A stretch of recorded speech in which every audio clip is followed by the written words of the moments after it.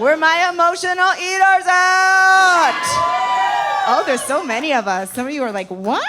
And the rest of you are like, I put oil on mine. Right, but that's how I was handling my anger when I first moved here. But I think what happens is you just get madder and madder, and it's all bottled up, and then eventually it just pops out of you. You have no control over it.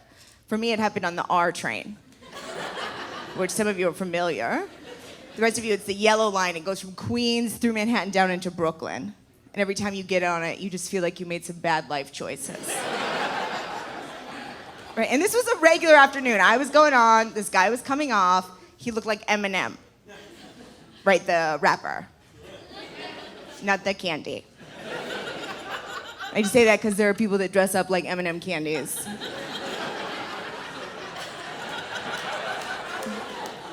Right, they work in Times Square.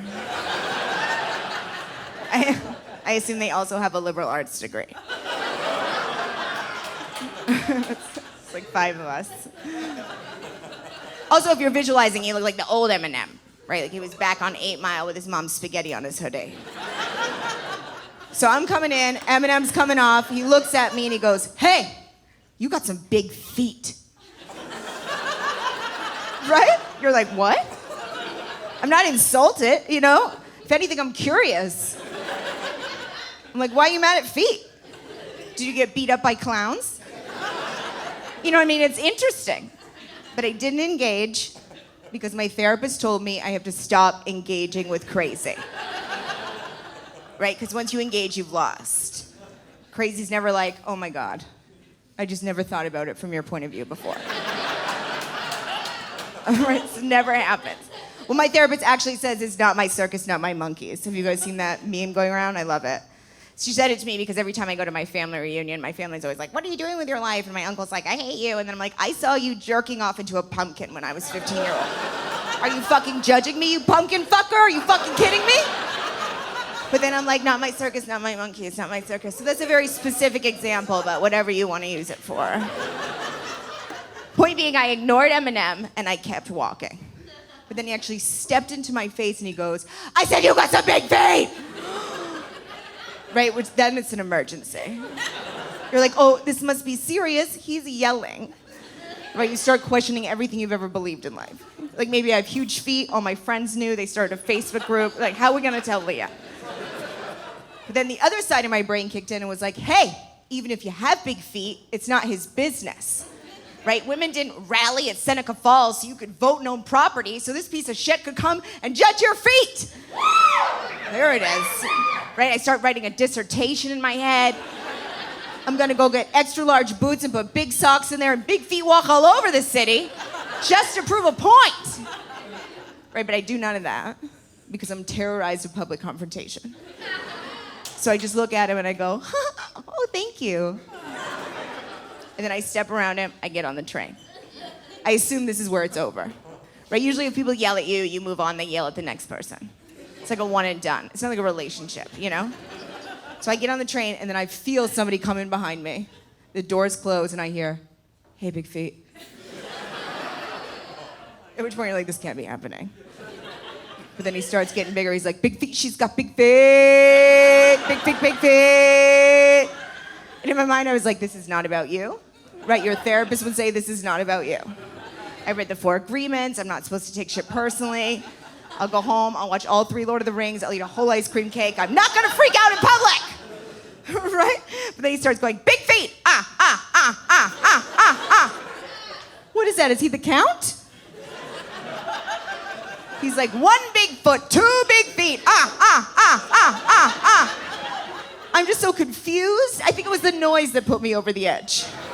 I didn't know where to put that. I'm angry, I'm embarrassed, right? Everybody turns to stare on the train, and not like in a helpful way. More like they're like, should I take my phone out and film this? Because I think this chick's gonna lose her mind. Right, I have all these feelings happening at the same time, and all of a sudden, water just starts coming out of my eyes. Have you ever had that where it's not a tear, it's like a sheet?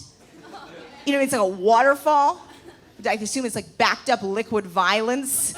It's just been boiling up from all the times I've held the door for people in this city and they don't say thank you. Oh my God, have you had that? You hold the door for like one person and they go through. But then it's like a magical bus stopped.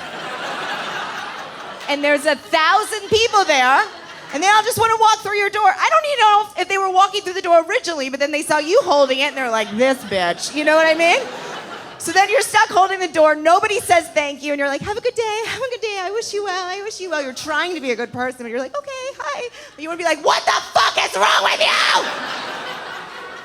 But you don't, and you hold it in, and then one day someone's standing behind you on the R train going, big feet, ah, ah, ah, ah, ah.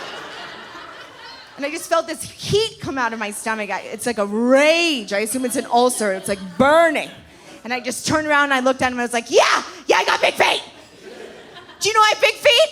Because I got a huge dick, buddy. Oh, thank you. It gets so much worse. So I've opened it, I let it out. My first scream in public. I scream I got a huge dick, and then I just squatted. And I wasn't really in control of it, but I would like to think that my body was like, hey, we got it from here. Let's show everybody how big your dick is by the fact that you can't stand up straight. You gotta let them know that you got that weighing you down to the ground dick. You know what I mean? It's causing back problems. It's probably a blister on your ankle kind of a dick. You know what I mean? And then I made direct eye contact with Eminem. Have you ever accidentally made eye contact with a stranger's dog when it was pooping? Right, by mistake, you're not a monster. You know what I mean? You come around the corner, there's one of those cute little dogs, and you're like, oh my God, hi. But then you realize too late that it's in one of those tucked under positions. Right, and it's got that one leg shaking because it can't hold up its own body weight, you know what I mean? And then its eyes are all pupil because it's like, why would you look at me?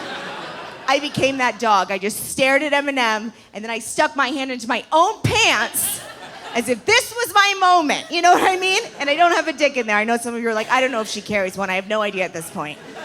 But I imagined it. I dreamboarded it, right? I saw my penis. I pulled it out. Imaginary penis. First thing I imagined, the angry vein. That's what I saw. So it's like my favorite part of the penis. It's always so tense, you know what I mean? You're like, are you taking a math test? Do you need a number 2 pencil?